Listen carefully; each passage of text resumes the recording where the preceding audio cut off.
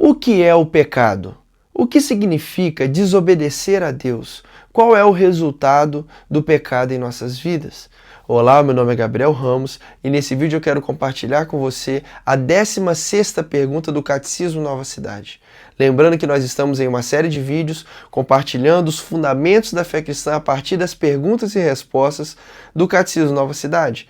E eu te convido, portanto, a se inscrever nesse canal, a ativar suas notificações para não perder os nossos vídeos e também a acessar essa playlist Catecismo Nova Cidade para você acompanhar os vídeos que talvez você ainda não assistiu ou algum vídeo que ficou perdido nessa série que nós temos feito, porque cada vídeo ele faz sentido na sequência um do outro e ele é importante para o raciocínio que o catecismo tenta construir para consolidar uma visão completa acerca da nossa fé.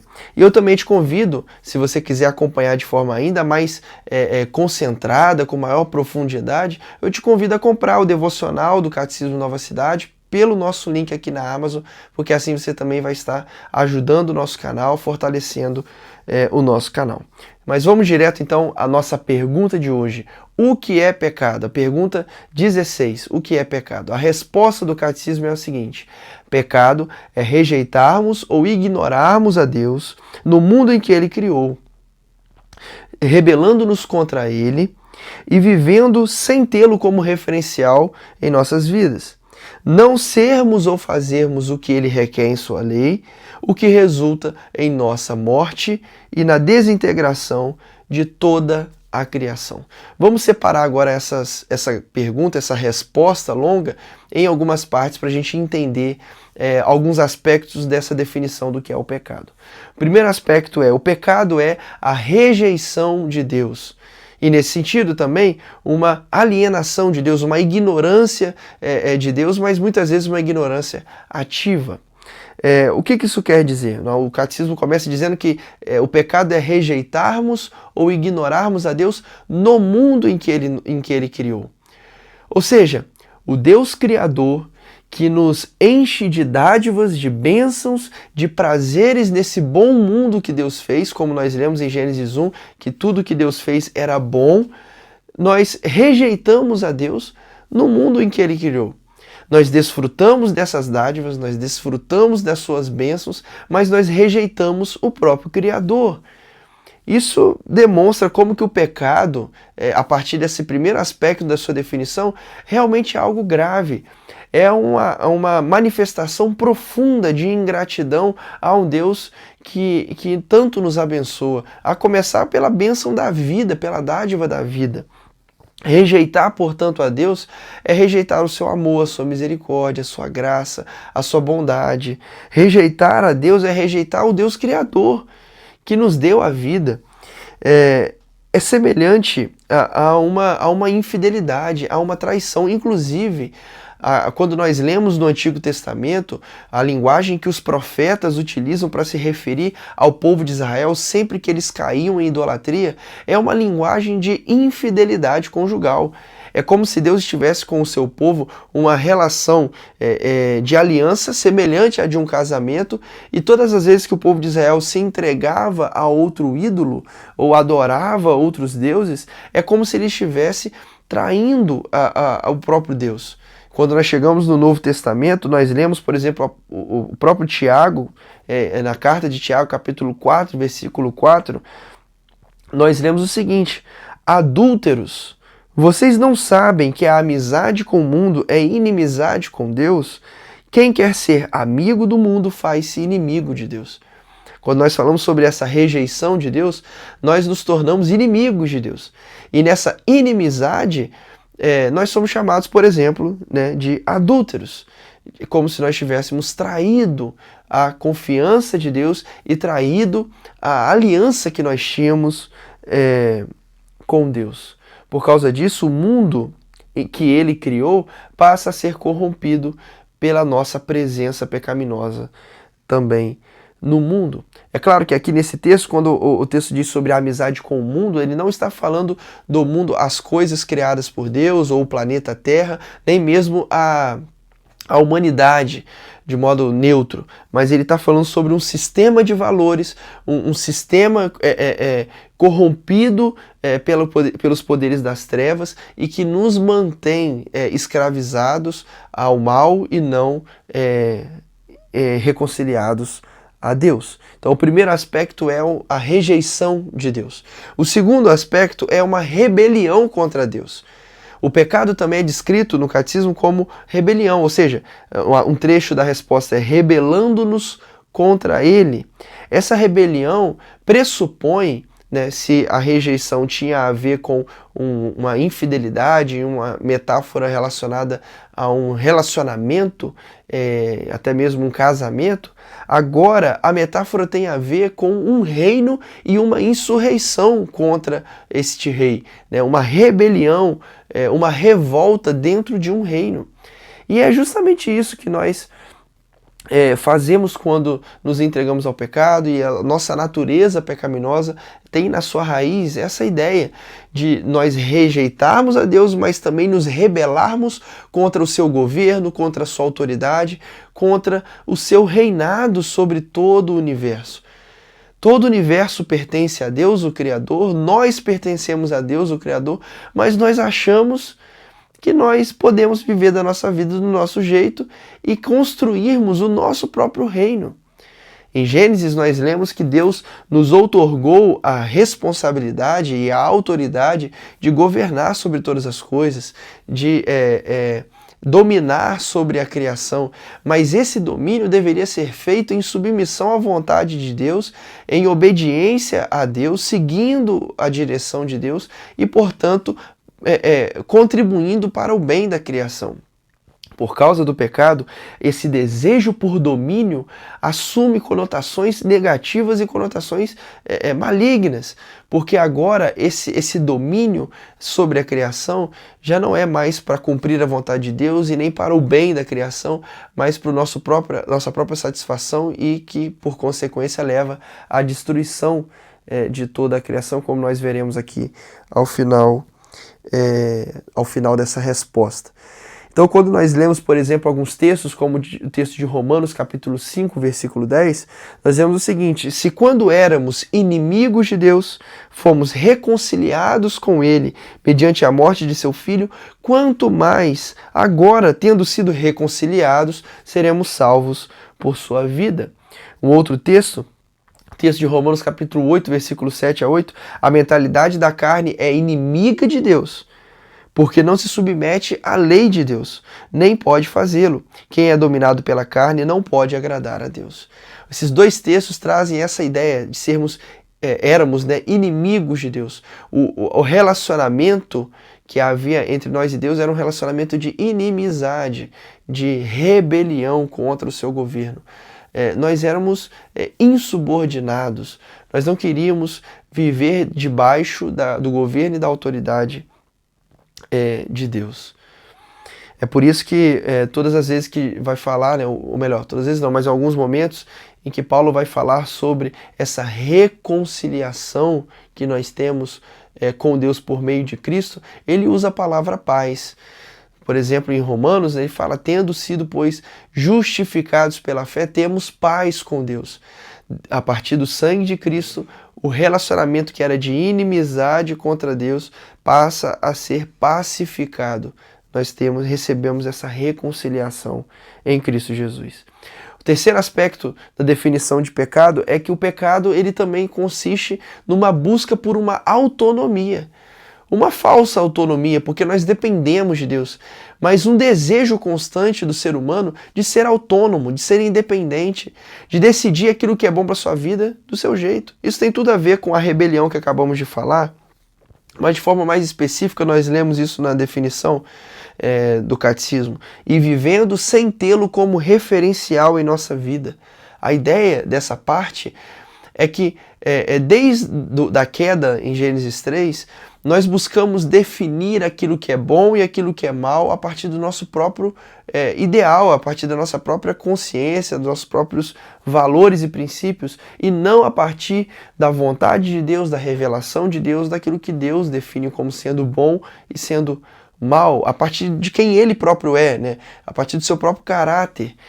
E isso fica muito claro no texto de Gênesis 3, que a mulher olhou para a árvore e viu que ela era desejável para dela se obter conhecimento.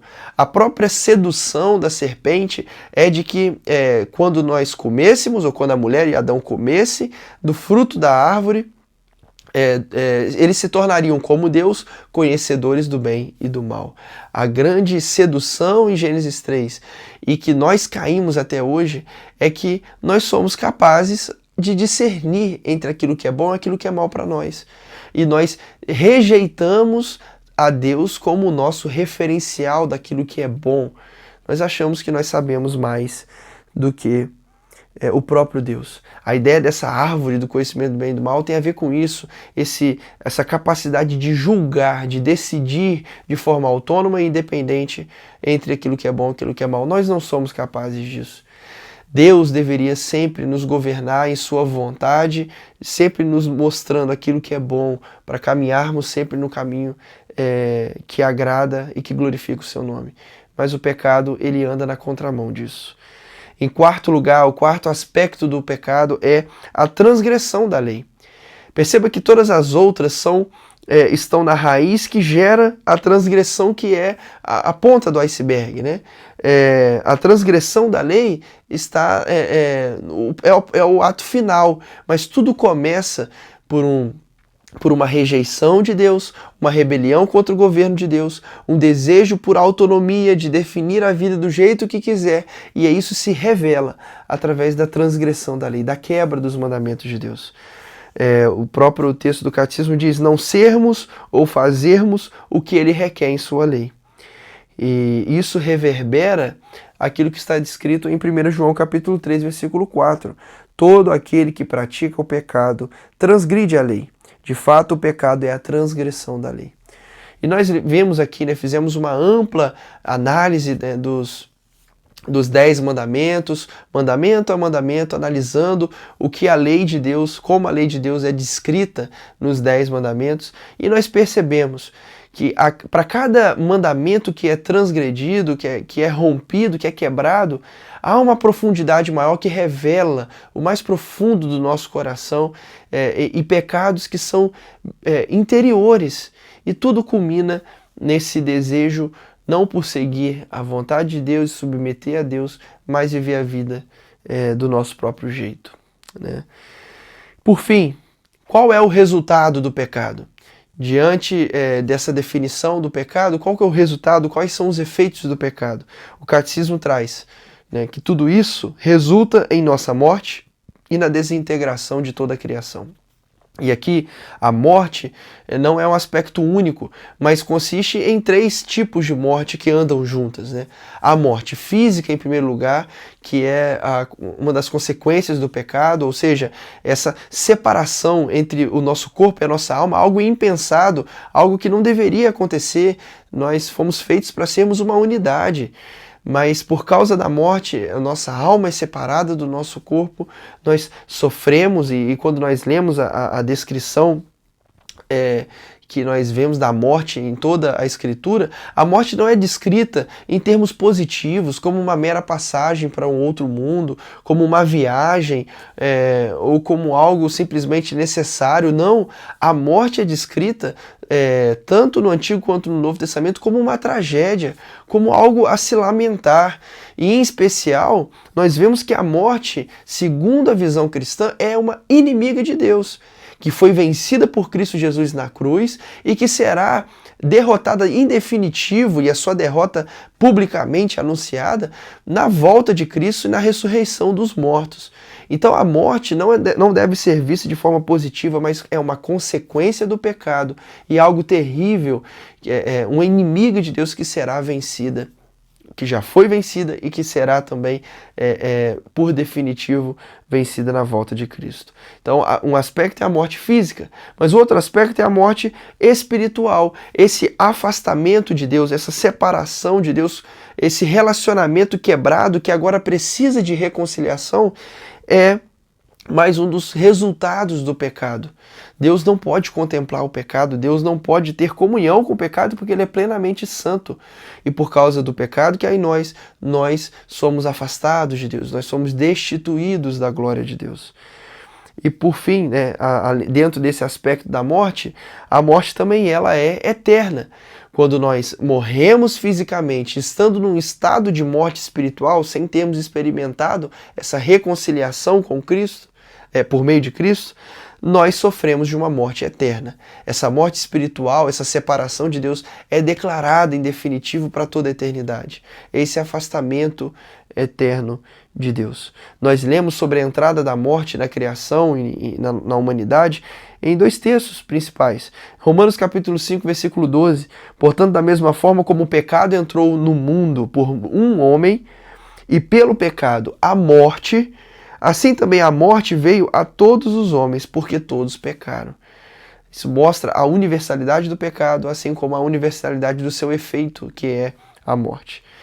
Em Romanos capítulo 6, versículo 23, pois o salário do pecado é a morte, mas o dom gratuito de Deus é a vida eterna em Cristo Jesus, o nosso Senhor. Então, o fruto do pecado, o salário do pecado é a morte. Esse o resultado do pecado. Mas por fim eu quero ler um último texto que descreve essa desintegração de toda a criação.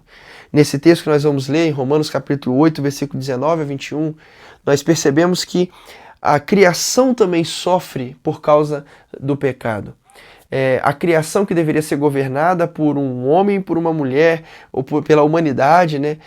Santos, puros, em obediência constante e plena a Deus, de acordo com a sua vontade, fazendo com que a criação desenvolvesse, florescesse. Esse homem e essa mulher, e por consequência toda a humanidade, não decidiram viver dessa forma e submeteram a criação a um estado de decadência, de desintegração. Por isso que a própria criação aguarda a volta de Jesus, a revelação dos filhos de Deus, agora sim com corpos glorificados, com o seu próprio corpo restaurado, também restaurando todas as coisas na criação. É isso que consiste a nossa esperança. A nossa esperança está fundamentada na ressurreição de Jesus. Se Cristo ressuscitou dentre os mortos, isso quer dizer que Deus já começou a obra de restauração de todas as coisas. E Ele começou essa obra por meio do corpo do seu Filho, ou no corpo do seu Filho. Quando Deus ressuscita Cristo dentre os mortos e Cristo agora com o corpo glorificado, nós temos a esperança de que nós também teremos os nossos corpos glorificados e toda a criação terá também a sua matéria e toda ela restaurada plenamente, a fim de cumprir o propósito, que é de ser a habitação eterna da presença de Deus entre nós. É isso que nós lemos em Romanos capítulo 8, versículo 19 a 21. A natureza criada aguarda com grande expectativa que os filhos de Deus sejam revelados, pois ela foi submetida à futilidade, não pela sua própria escolha, mas por causa da vontade daquele que a sujeitou, na esperança de que a própria natureza criada será libertada da escravidão da decadência em que se encontra para a gloriosa liberdade dos filhos de Deus. Essa é a nossa esperança, que nossos corpos sejam restaurados na ressurreição dos mortos, que a criação seja restaurada na volta de Cristo e que, vivendo com Cristo eternamente, a gente possa desfrutar da sua presença em um mundo restaurado, em corpos restaurados, em uma nova vida restaurada com Deus. Se essa reflexão fez sentido para você, te abençoou de alguma forma, eu te convido a curtir esse vídeo, a compartilhar com outras pessoas que também podem ser abençoadas por esse vídeo. E também te convido a fazer algum comentário, deixar aqui os seus comentários, às vezes uma sugestão, uma crítica também, uma dúvida que você tenha. Será muito bom ler e te responder aqui com calma, talvez gravar algum vídeo em resposta. No mais, muito obrigado por ter assistido o vídeo até aqui, que Deus os abençoe e até o próximo vídeo.